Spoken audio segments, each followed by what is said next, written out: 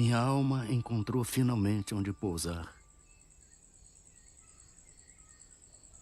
Tendo deixado os espaços agitados pelo vendaval da descrença, da dúvida, do ceticismo, que devasta, que esteriliza, que calcina, se assim me posso exprimir, recordando as torturas de quem sente a necessidade de crer, mas não encontra onde assentar sua crença. E não encontrava onde assentar minha crença, porque o ensino de Jesus, que uma força intrínseca, uma disposição psíquica me levaram a procurar, como o nauta perdido na vastidão dos mares, procura o norte.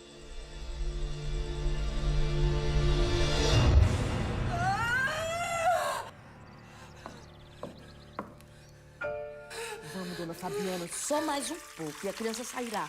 Força, minha filha, força!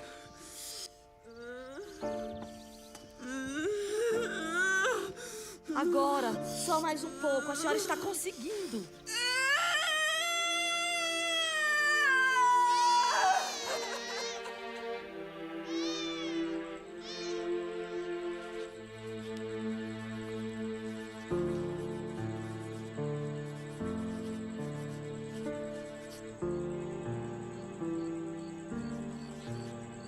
Nasci numa região quase inóspita no meio do sertão cearense.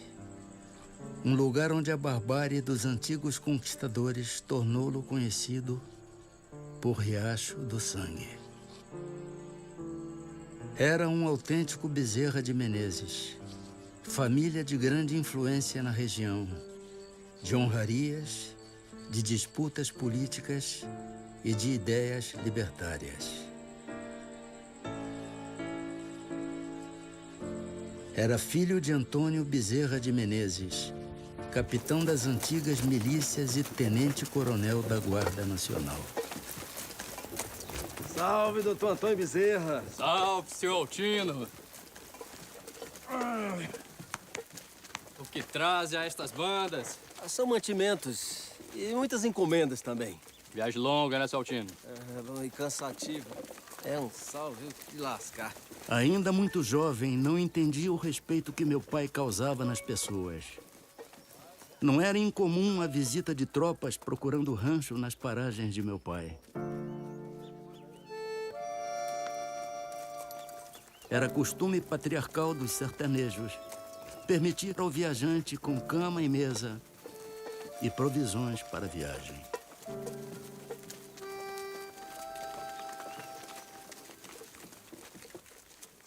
Trouxe que lhe pedi, Altino. Mas é claro, né, seu Antônio? Ó, o menino Adolfo vai gostar disso. Muito bom. Adolfo, meu filho, corra! Corra, tem uma surpresa pra você.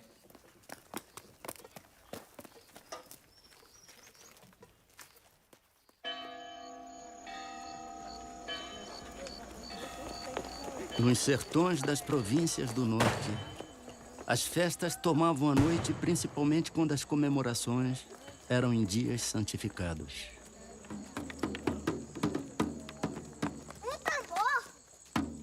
Nasci e criei-me no seio de uma família tradicionalmente católica. Aprendi aquela doutrina e acostumei-me às suas práticas, mas empiricamente, sem procurar a razão da minha crença. Dois pontos, entretanto, me pareciam luminosos no meio daquela névoa. Eram a existência da alma, responsável por suas obras, e a Deus, Criador da alma e de tudo o que existe.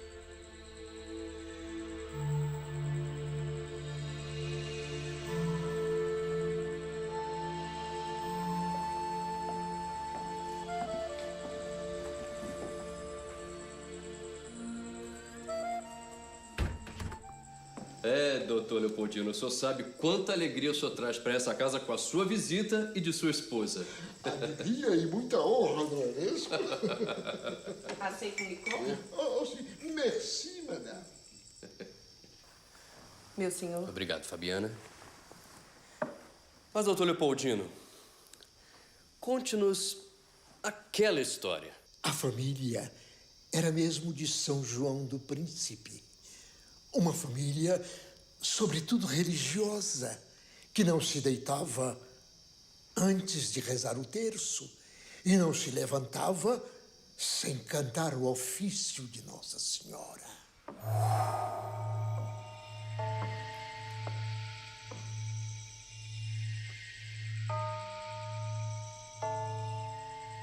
Onde está Hermínia? Espere, meu pai. Vou chamá-la.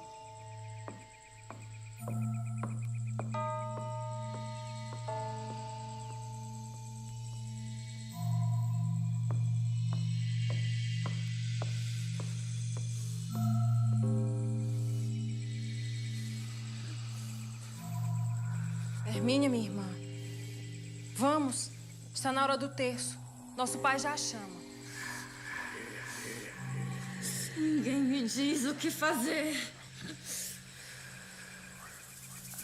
Que o terço espere nas profundezas do inferno.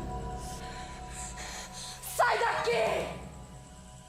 Surpreendidos os pais, principalmente por não ter acudido ao seu chamado, ela que era dócil e obediente, mandaram-lhe dizer novamente que só estavam esperando por ela. A resposta foi que podiam esperar quando quisessem, que ela não estava disposta a concorrer com ridículas práticas.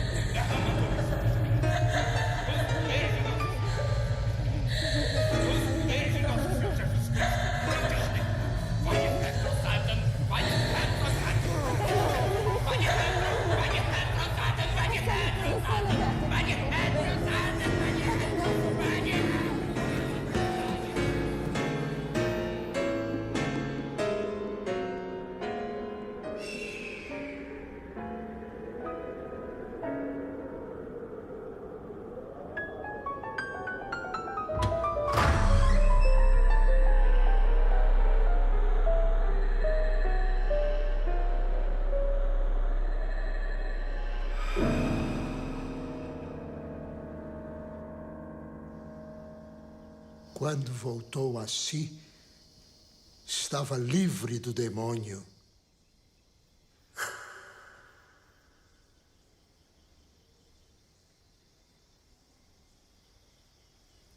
Aquele relato do velho contador de histórias seria o meu primeiro contato com o universo além da matéria.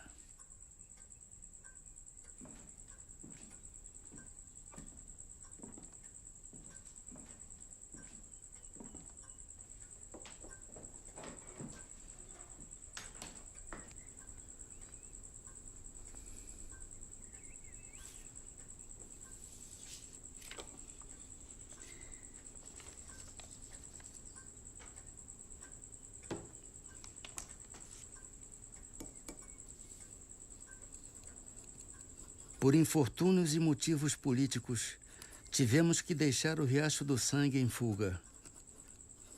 As perseguições aos ideais libertários se intensificaram na província. Um aliado político e parente, Major Facundo, fora assassinado e meu pai corria risco de vida.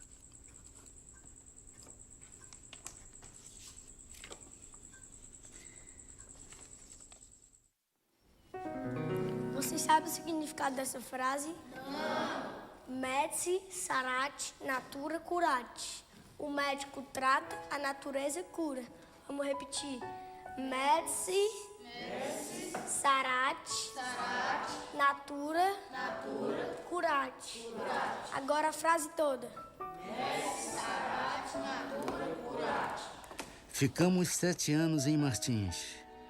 O suficiente para aprender latim na escola da latinidade e substituir alguns mestres em suas lições diárias.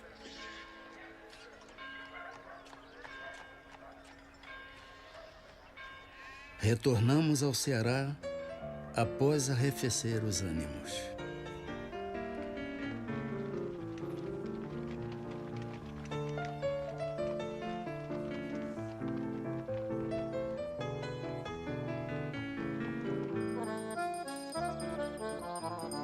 Quando estava finalizando meus estudos no liceu, meu pai ofereceu uma ceia aos amigos, o que era bastante comum. Mas aquela tinha um sabor diferente. Senhores, meu filho em breve irá deixar-nos para concluir os seus estudos superiores no Rio de Janeiro.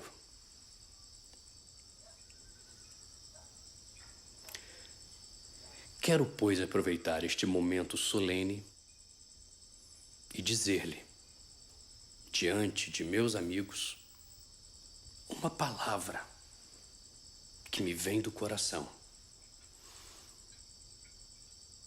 A única e verdadeira felicidade que um homem pode ter na Terra é a que oferece o estudo, o lar, a família, os filhos. E se esta felicidade é a avis rara dos poetas, meu filho irá encontrá-la em seu caminho. E peço-lhe, em meu nome e de sua mãe, que a acolha e não deixe escapar.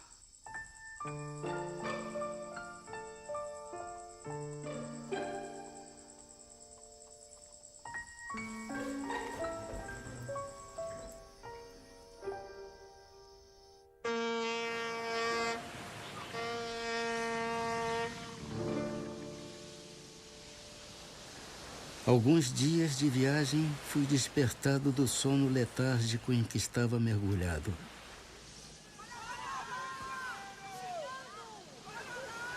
Nenhum perigo havia. Eram os passageiros que se acotovelavam para melhor verem o gigante de pedra que guarda a entrada da primeira baía do mundo.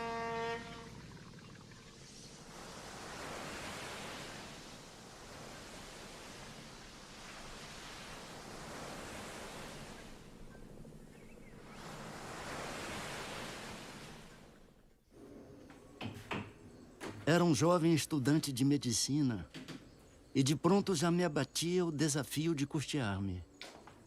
Se não bastasse a falta de trato dos colegas, me era preocupante a dívida da pequena pensão e a manutenção de meus estudos.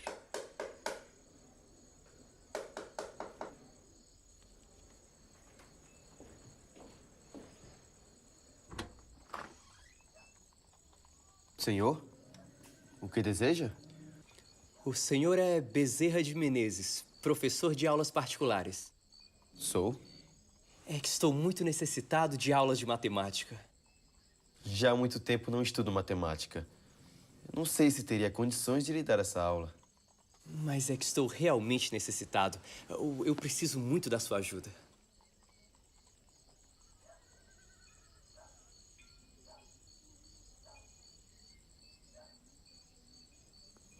Está bem. Mas eu preciso de um tempo. Uma semana, talvez. Para que possa estudar. Preparar-me para dar essa aula. Acordado, acordado. Aqui está o seu pagamento. Por favor, não. Pague-me só depois. Esse dinheiro o meu pai me deu como mesada. Se o senhor não aceitar agora, eu vou acabar por gastá-lo com futilidades. E quando chegar a hora certa, eu não vou ter como lhe pagar.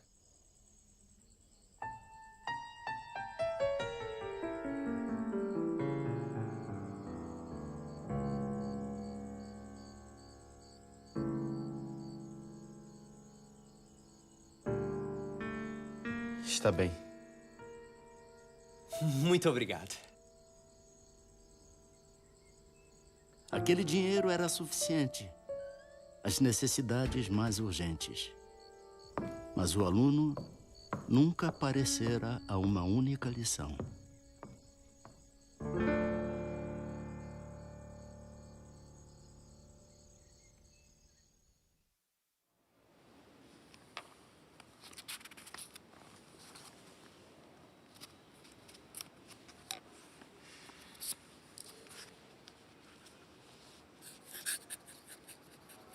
Os desafios de sobreviver em terras distantes já anunciavam o exercício da tolerância frente aos preconceitos de meus colegas na Academia Imperial de Medicina.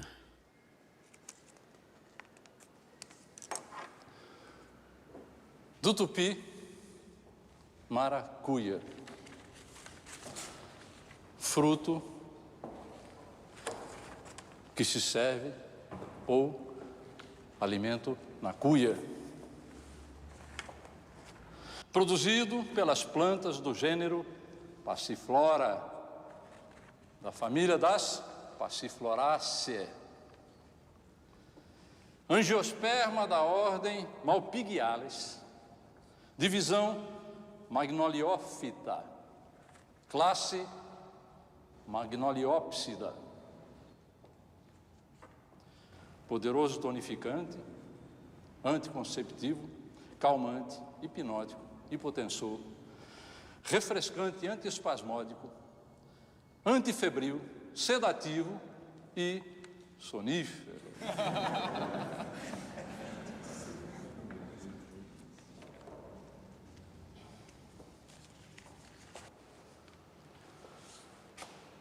Meu jovem Adolfo, o senhor tem certeza de que a autoria desse documento lhe pertence? Certamente, professor. Então, diante de tão magnífico trabalho, o senhor não refutaria um exame oral? Dê certo que não, professor.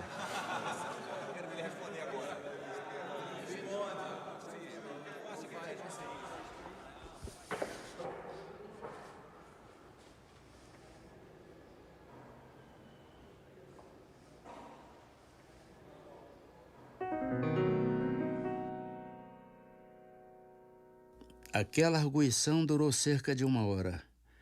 Ao constatar de que o trabalho era de minha autoria, conquistei um certo respeito de meus colegas e mestres.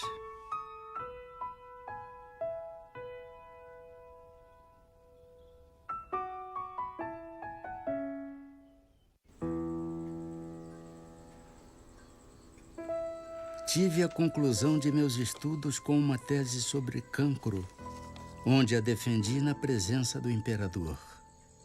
Após doutorar-me, já tomava posse como membro da Academia Imperial de Medicina e logo era um cirurgião-tenente, assistente do renomado cirurgião-mor, professor e amigo, Manuel Feliciano Pereira de Carvalho.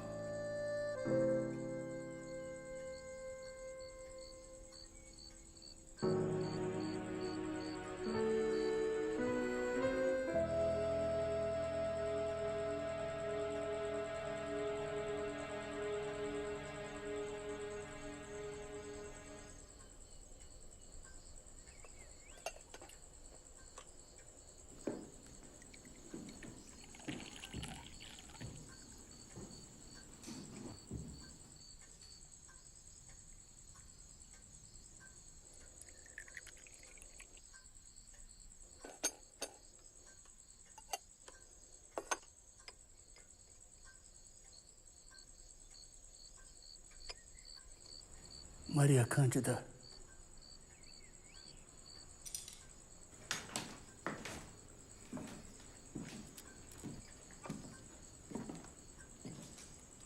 Maria Cândida. Creio, Adolfo, que devas aceitar o convite à vida pública. Não temas em trabalhar pelas causas nobres e humanitárias. Serás um excelente deputado-geral.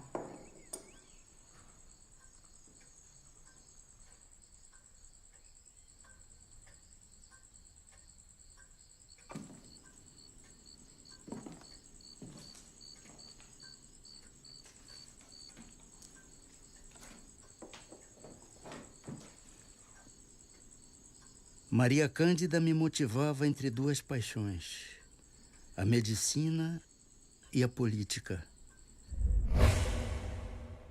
Senhor presidente, o projeto 15 de julho, da autoria do nobre deputado Rodolfo Dantas, é um avanço abolicionista. Fixa a idade limite da escravidão em 60 anos. As reações adversas ao projeto são os abusos praticados pelos abolicionistas. Senhor presidente, peço licença para uma intervenção.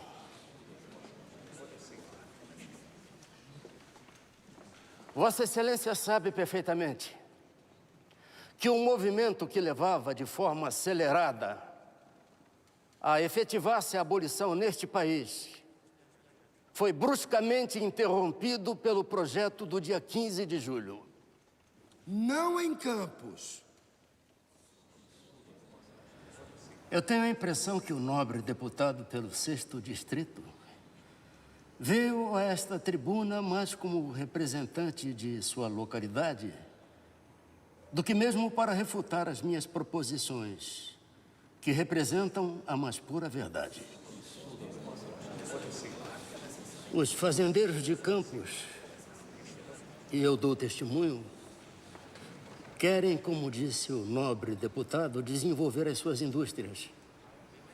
Mas tem-se visto homens cultos, de elevada posição social mesmo, desconhecerem os princípios mais humanitários. E os abolicionistas querem e devem conter os desmandos destes homens, mas o fazem dentro dos princípios e dos limites determinados pelas leis deste país. Esses homens, senhor presidente, são capazes de cometer as maiores barbaridades contra escravos que são seus semelhantes. E o nobre deputado aqui disse e aqui qualificou que esses atos não passam de abusos de abolicionistas. Mas um abuso não justifica outro. Punam-se ambos. Me perdoe, nobre deputado, mas o que se vê é que esses bárbaros que se viciam, eu diria mesmo com furor ferino, os seus escravos, os seus irmãos, os seus semelhantes, até hoje não foram condenados pela lei.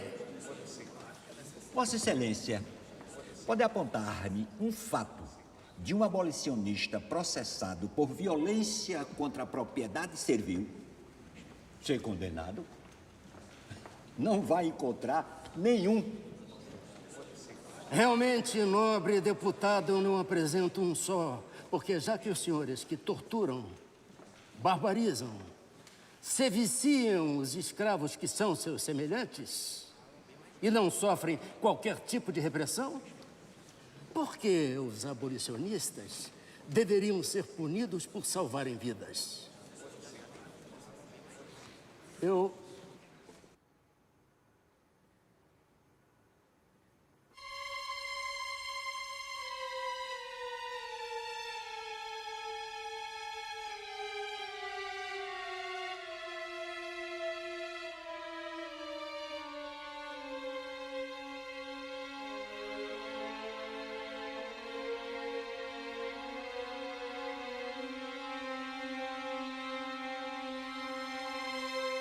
A política, como eu compreendo, não é uma especulação dos homens, é uma religião.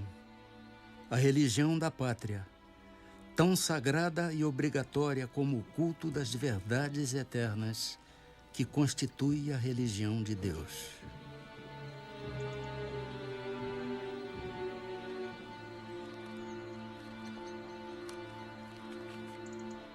Vossa Excelência?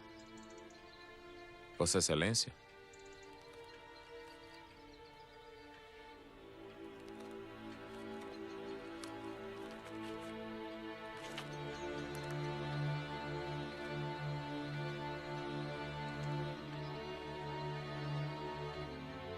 Descrença, corrupção e incredulidade. Eis, pois, senhores, o sumário de todos os sintomas que oferece o país, sobre o tríplice ponto de vista por onde o consideramos. E quem, depois disso, ainda tão cego, que não divise nos horizontes da pátria a nuvem negra da tempestade. A pátria está principalmente em perigo quando princípios tão perniciosos como esses que apontei se insinuam por todo o corpo social, pois eles corrompem-lhe o sangue, gangrenam-lhe todo o organismo e tiram-lhe toda a força de coesão necessária para resistir à exploração produzida pelo choque de interesses sórdidos que tais princípios promovem com ampla generosidade.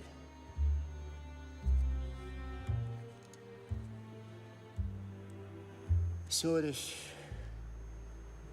a sociedade brasileira está gravemente enferma. As extremidades estão frias e o coração não tarda.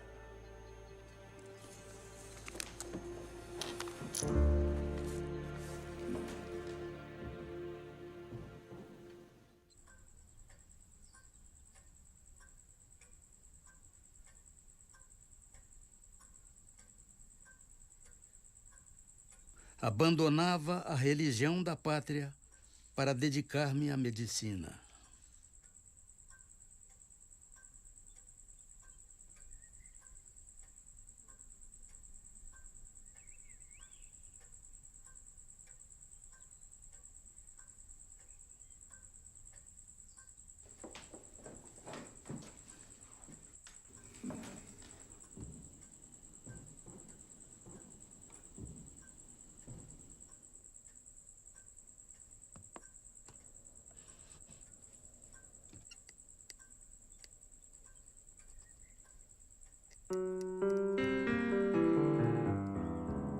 O amor, meu amigo, o amor é uma chispa da luz eterna que penetra nossa alma e nela grava o cunho das coisas imperecíveis.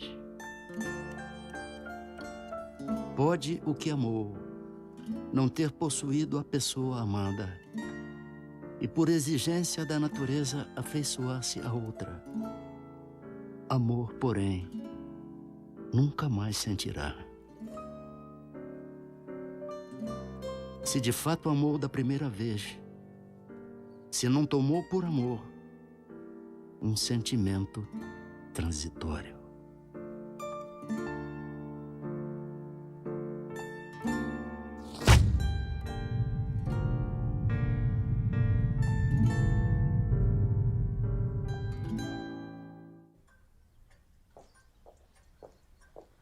Após o desencarne de Maria Cândida, esposei-me com sua irmã, Cândida Augusta, que sempre esteve ao meu lado, principalmente nos momentos de desculto à matéria, resignação e dedicação à minha crença.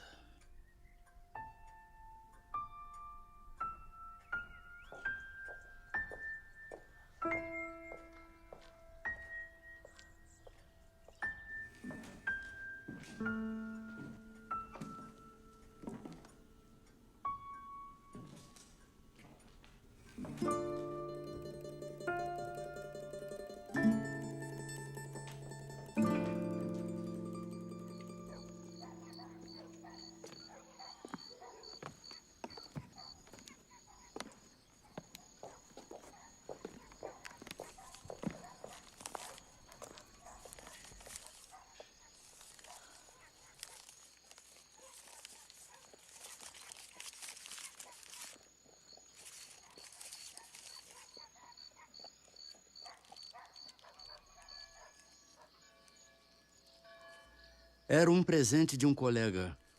Ainda não sabia o motivo ao certo. Deu-mo na cidade e eu morava na Tijuca a 1 hora de viagem de bonde.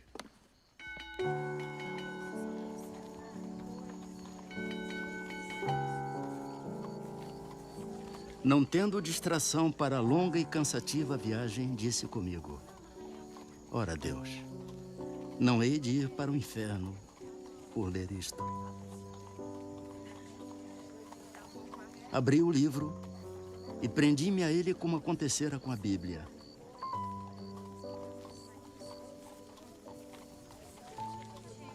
Lia, mas não encontrava nada que fosse novo para o meu espírito. E, entretanto, tudo aquilo era novo para mim.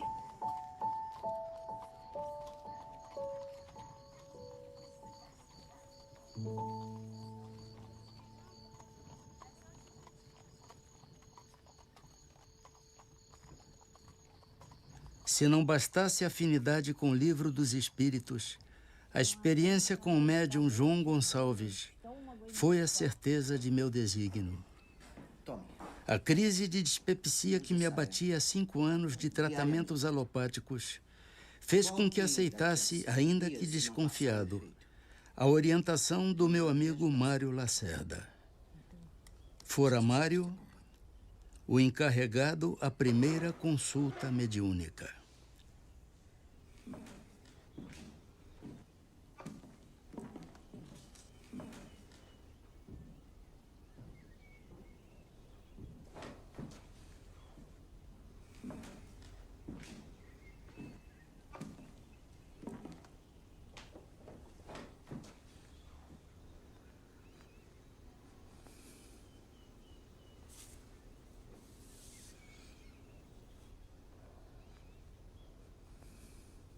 O que lhe traz aqui, filho?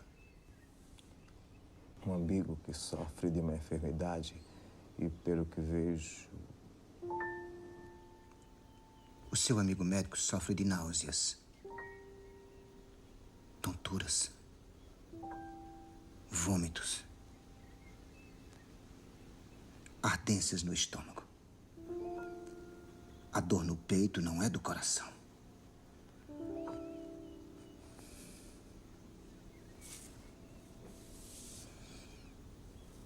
Entregue-lhe este remédio. Peça-lhe para diluí-lo em água.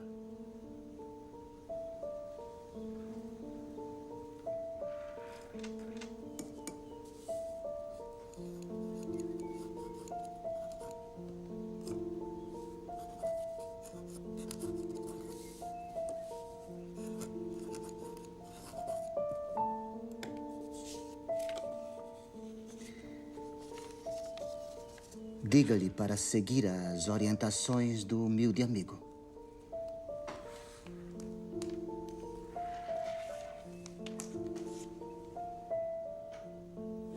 Nada me impressionou ver um homem sem conhecimentos científicos e até sem instrução regular discorrer com proficiência anatômica e fisiológica sem claudicar, como bem poucos médicos o podem fazer.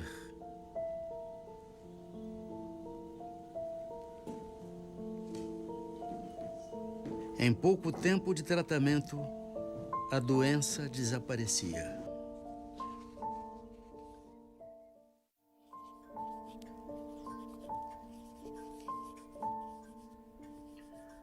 Recordo-me o que seria um dia decisivo. Influência física nenhuma senti. Mas moralmente já me tornara outro homem.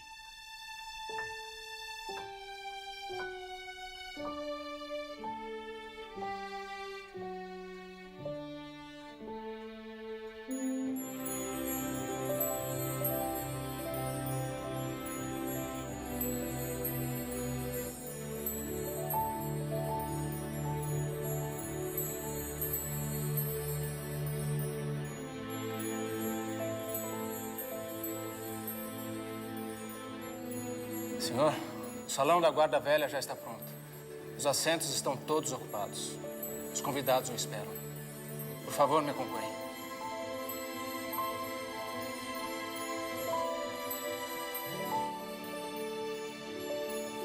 Com licença, senhor. Quero assinar o livro de presenças.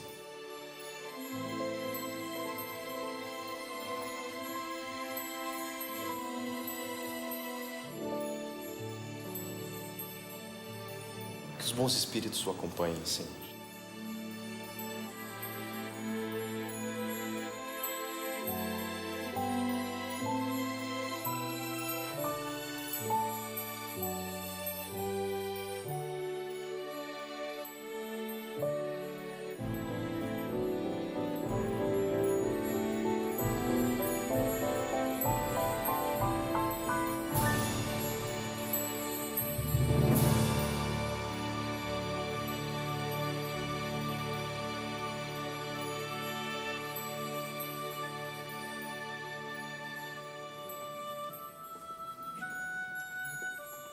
Naquele dia me abracei com um cascalho para não rolar no abismo da descrença.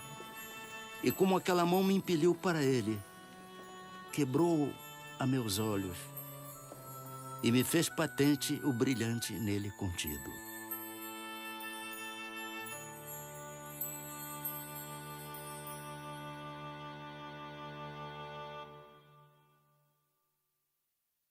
Minha alma encontrou finalmente onde pousar.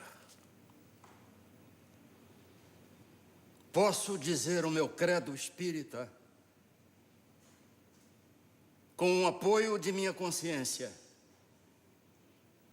e não por imposição de uma autoridade que me queira impor a fé. A moral cristã,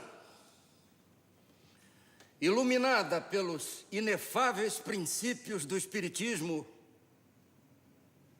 não pode deixar de modificar para melhor aquele que a procura não por dever, mas por saber que nela encontrará a paz do espírito. Não sou, por minha fraqueza, capaz de analisar o que esta santa doutrina pode fazer pelo coração humano. Também não quero fazer qualquer julgamento para não incorrer no orgulho ou em falsa modéstia. Mas posso afirmar aos senhores que já compreendo os meus deveres para com Deus e os meus semelhantes de modo acentuadamente mais diverso do que antes de ser espírita. Por favor, senhores, vos rogo um pouco mais de vossa atenção.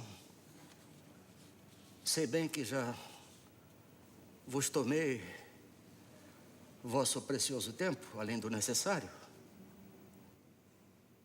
Mas ao longo da minha vida, ouço dizer que fora da igreja não há salvação. Fora da verdade não há salvação. Mas eu pergunto aos senhores e senhoras, o que é a verdade? Pôncio Pilatos indagou a Jesus: diga, rei dos judeus, o que é a verdade? E o mestre, humilde e silenciosamente, abaixou a cabeça. E o Espiritismo? O Espiritismo não pede, não afirma que fora do Espiritismo não há salvação. Ele diz humildemente que fora da caridade não há salvação. Obrigado. Bravo! Bravíssimo! Muito bom!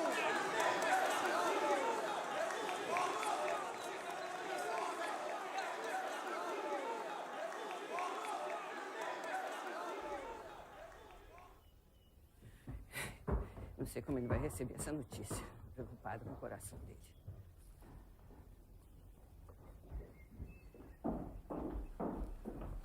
Ah, Soares. Soares, meu irmão, não lhe trago boas notícias. Por que tamanha aflição? É sobre o nosso irmão Adolfo. Leia você mesmo.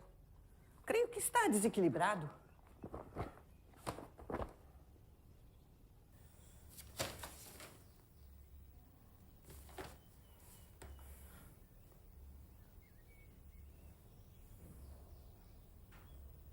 Está louco?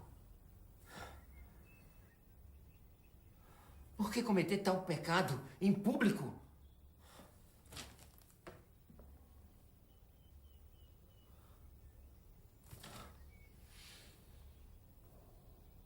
Adolfo expõe o nome de nossa família à ridicularização pública através de forças demoníacas. Mas o que houve, Soares? Meu irmão, Adolfo, adotou a religião dos demônios em discurso público. Religião dos demônios. O espiritismo, uma religião de fantasmas, de pessoas falecidas. Religião de fanáticos que afastam os homens da pura e verdadeira religião. Espiritismo. A religião em que as pessoas se comunicam com os mortos? É. Eu sinto o cheiro de enxofre das palavras dele. Meu Deus, só pode estar possuído. Precisamos buscar o auxílio da Igreja Católica para exorcizá-lo. Religião do politeísmo, religião dos demônios. Que Jesus Cristo expulsou. Religião de Pitágoras. Buscam a pluralidade da existência como boa nova para atrair noviços.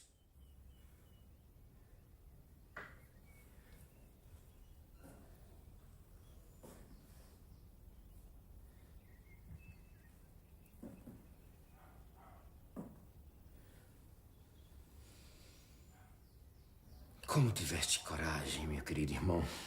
Como?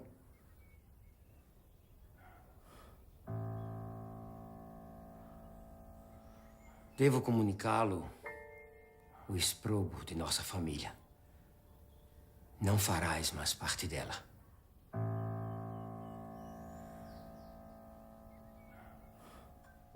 Devo dizer-lhe, estimado irmão, que colocaste o nome de nossa família à execração pública.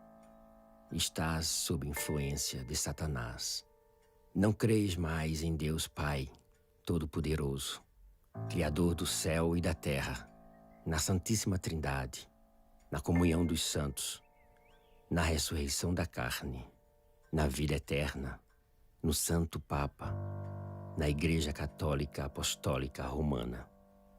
Busque o auxílio de padres exorcistas para livrar-lhe deste mal, antes que seja punido por tamanha iniquidade. Concluo afirmando-lhe que não mais faz parte desta família. Seu irmão, Manuel Soares Bezerra.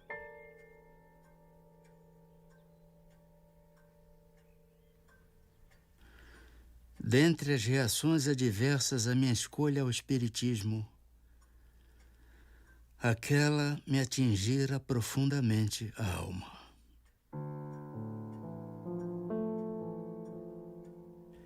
Em resposta aos impropérios, escrevi-lhe uma extensa carta que me vinha do coração.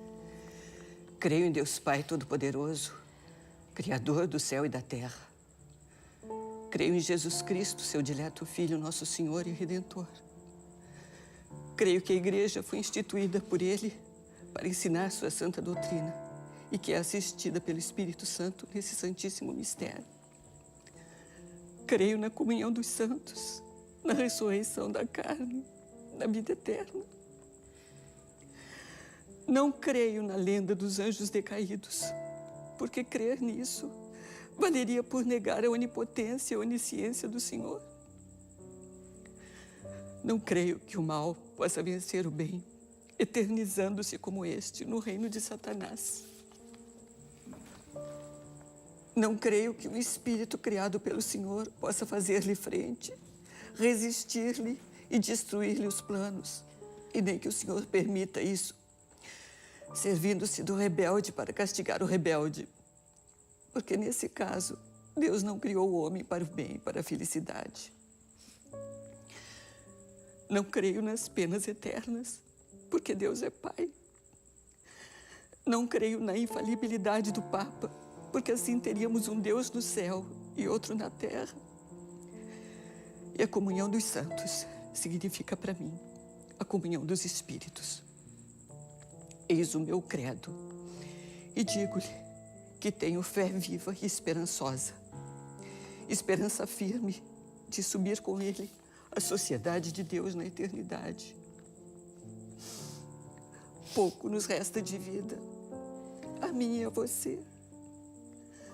Pouco nos falta para nos encontrarmos onde, livres da obsessão da carne, possamos conhecer se tem ou não razão.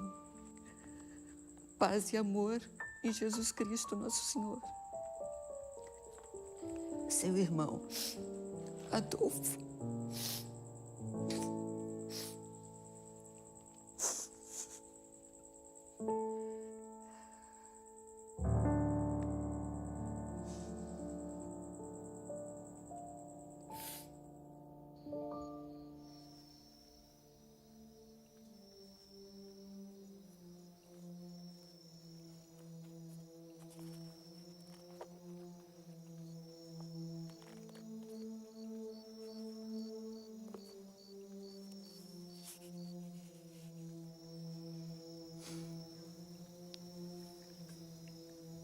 Amai os vossos inimigos. Agradecemos a todos os bons espíritos de luzes que quiseram se comunicar conosco e lhes pedimos nos ajudar para que possamos desenvolver e orientar a todos através das instruções que nos deram e que possamos, ao final desta reunião, cada um de nós sair cada vez mais fortalecido na prática do bem e do amor ao próximo. Desejamos também, ao mesmo tempo, que essas instruções sejam proveitosas para os espíritos sofredores, ignorantes, viciosos, que também pediram para assistir à nossa reunião e aos quais rogamos a Deus toda a sua misericórdia. Graças a Deus.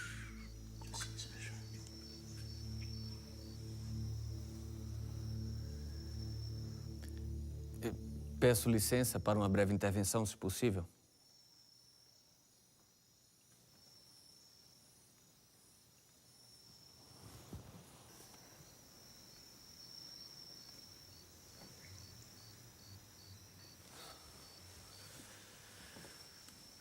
Bezerra, continuo ateu. E não somente por meus colegas, mas também por mim, venho convidá-lo a um debate público, a fim de provarmos a inexpugnabilidade do materialismo contra as pretensões do espiritismo. E devo prevenir vocês que o materialismo já levantou extensa lista de nomes de médiuns fraudulentos, de ilusionistas que operam em nome de poderes imaginários, daqueles que largaram o suposto das forças psíquicas e fizeram declarações quanto às mentiras piedosas de que se viram envoltos, dos chamados sensitivos, que reconheceram seus enganos e desertaram das fileiras espíritas. E, juntamente com esta relação, apresentaremos outro rol de nomes que o materialismo também levantou. Nomes dos experimentadores que provaram a inexistência da comunicação com os mortos, de sábios que não puderam verificar as factícias ocorrências da mediunidade, de observadores desencantados de qualquer testemunho de sobrevivência, de estudiosos ludibriados por vasta súcia de espertalhões. Esperamos que você e os espíritos aceitem o repto.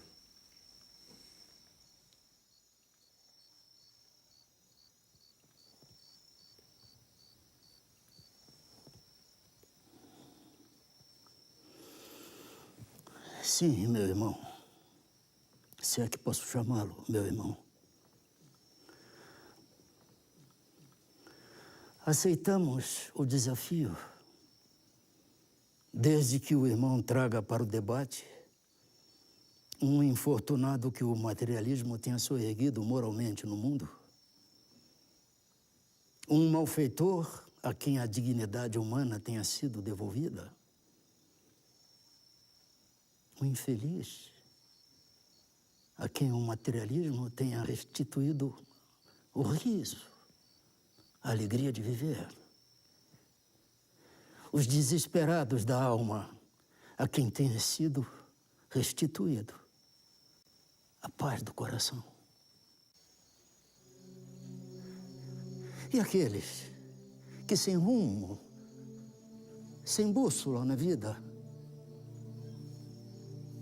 que foram arrancados das portas do inferno pelo materialismo. Acontece isso, irmão. E aqueles nossos mais queridos irmãos, cuja morte arrebatou seus seres mais queridos, e que, enregelados na dor, será que o materialismo acenou para eles com a esperança? E as viúvas, órfãos, será que o materialismo apontou para eles a esperança também? Para que não desfalecessem de dor, de desespero ante as cinzas do túmulo? Aquele que não perdoa foi ensinado pelo materialismo a perdoar? E os nossos semelhantes, que vieram do berço cegos, mudos, paralíticos, deformados, será que o materialismo ensinou a eles a serenidade, a resignação, para que enfrentassem com paciência, com compreensão, com justiça, o quinhão de lágrimas que a eles a vida reservou? Ah, amigo, se você conhecesse a lei de causa e efeito, a lei de reencarnação, e eu lhe pergunto ainda, o suicida, aquele que tem essa ideia fixa na mente, o materialismo teria tirado de sua cabeça este ato que é considerado o crime mais afrontoso ao Criador?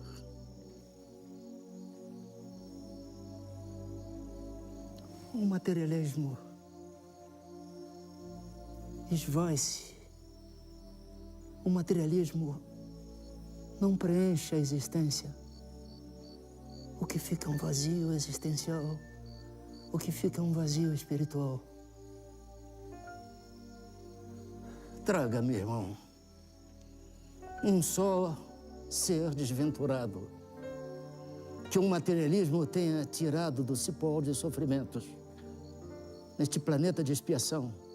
E nós, espíritas, aceitaremos o rapto.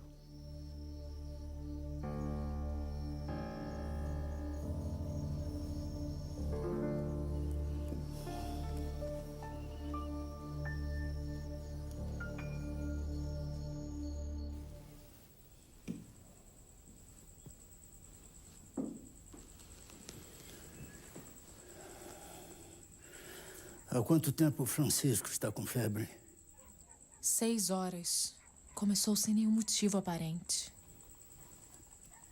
Muito bem. Eu vou preparar um banho. A febre vai ceder. Não. Fique com o Francisco. Eu atendo.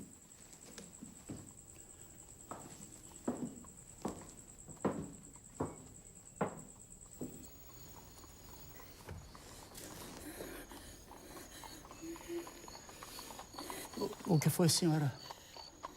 O que aconteceu? Senhor, o senhor precisa me ajudar. A minha filha está muito doente em casa.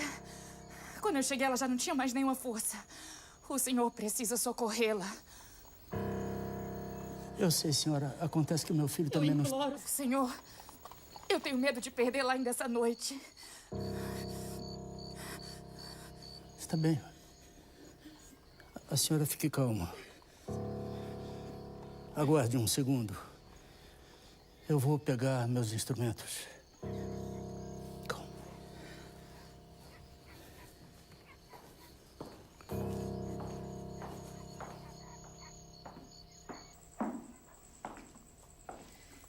Quem era Adolfo? Uma senhora aflita.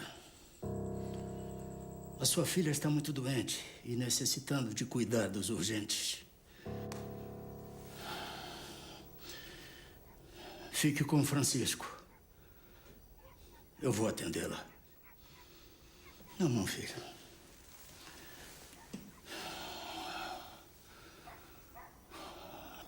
Senhor,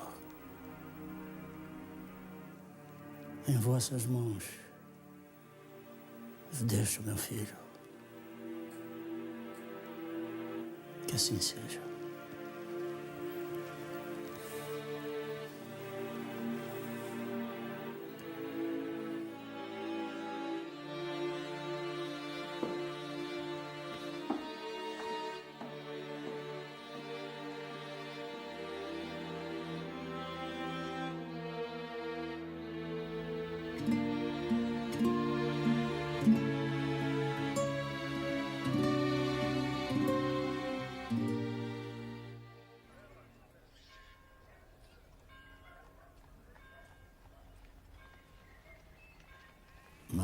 Mais. Bota a linguinha pra fora.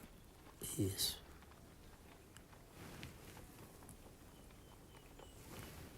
Está bom. Está bem. Pode vestir a criança, senhora.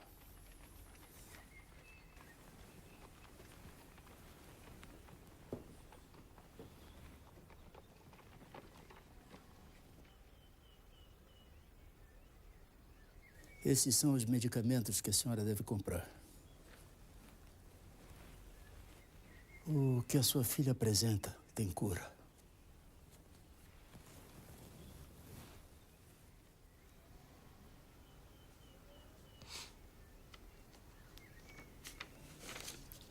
Me perdoa, doutor.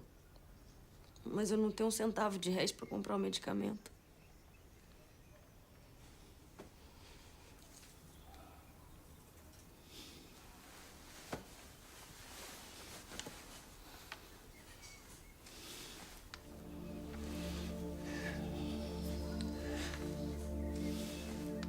Tome, senhora. Isto lhe será mais útil. Eu não posso aceitar. Não posso. O seu anel de formatura. Ele não terá a menor utilidade para mim, senhora.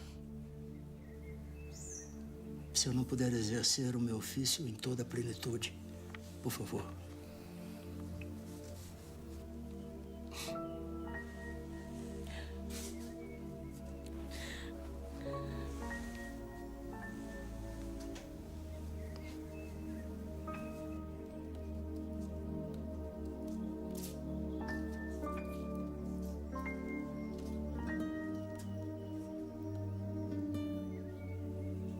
O médico verdadeiro não tem o direito de acabar a refeição, de escolher a hora, de inquirir se é longe ou perto.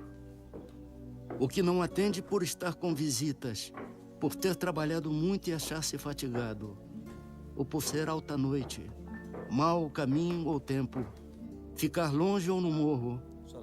O que sobretudo pede um carro a quem não tem como pagar a receita, ou quem diz a quem chora à porta que procure outro. Esse não é médico. É negociante de medicina, que trabalha para recolher capital e juros dos gastos da formatura.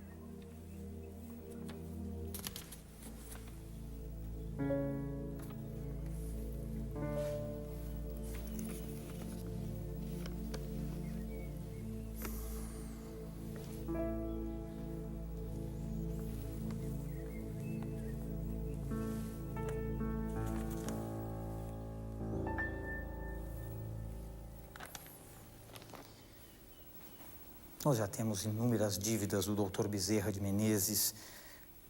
A senhora tem como pagar o medicamento?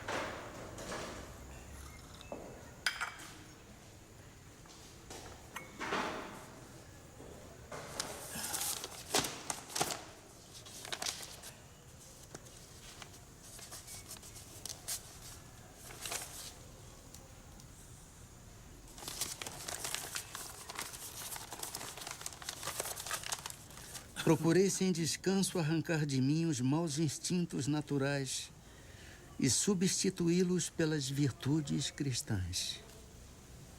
Tendo fé, tenho esperança. E quanto à caridade, procuro tê-la o mais que me é possível.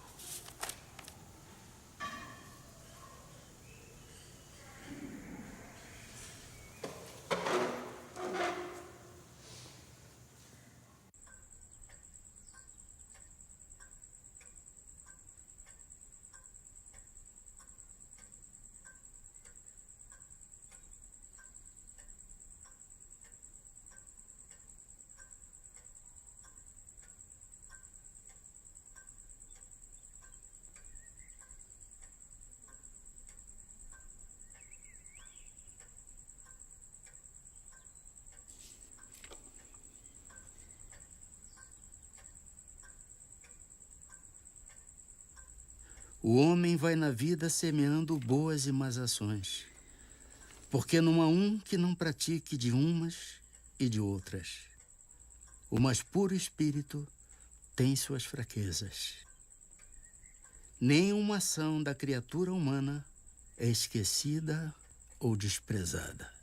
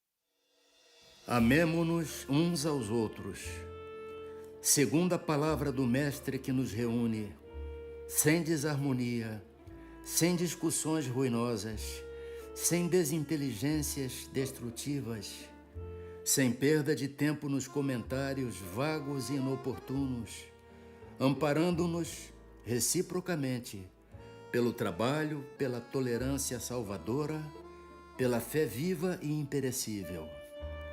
Recordemos as palavras do Código Divino para vivê-las na acústica de nossa alma, seguindo o Senhor em sua exemplificação de sacrifício, de solidariedade e de amor. Eu sou o caminho, a verdade e a vida. Ninguém irá até o Pai, senão por mim.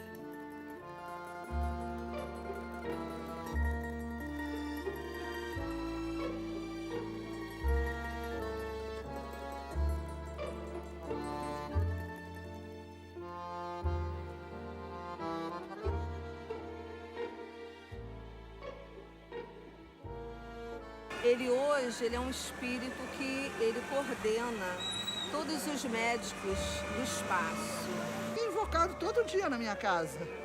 Nós todo dia pedimos que ele dê uma assistência espiritual, que ele fique próximo, estenda as suas mãos, a fim de que a gente consiga, seja merecedor de receber a graça. Eu perdi uma vista.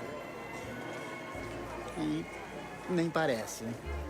Então, nessa operação eu pedi não só o Bezerra de Menezes, como a outros médicos do espaço, que orientassem os médicos que estavam me operando. A humildade, a caridade, são o maior exemplo do Dr. Bezerra de Menezes. Foi um médico, mas fazia muita caridade, ajudava muitas pessoas, entendeu? São um dos maiores exemplos dele, a caridade, a humildade que ele tinha no coração. Quando eu me lembro que o Dr. Bezerra nasceu em 1831, e conseguiu o que ele conseguiu, por que a gente vai fazer um pouco mais de esforço para também conseguir ser uma pessoa melhor? Para mim, Bezerra de Menezes, se fosse ele católico, ele era santo já. Como era espírita, ele é um trabalhador do Cristo em benefício das pessoas carentes, em benefício de todos nós. Bezerra de Menezes é uma luz. Depois de Jesus, só Bezerra de Menezes, porque respeitando a Deus, porque o que ele fez, nenhum outro homem fez aqui. Pelo menos no Ceará, no Brasil. Porque no século passado, nascer aqui, se formar, ser o médico dos pobres, renunciar a tudo e aceitar a doutrina espírita, e divulgou a união, o amor pelo seu semelhante, concluindo as palavras de Jesus. Amai uns os outros, como eu vos amei. Ele amou tanto que não ficou com nada da terra, mas ficou com tudo do céu.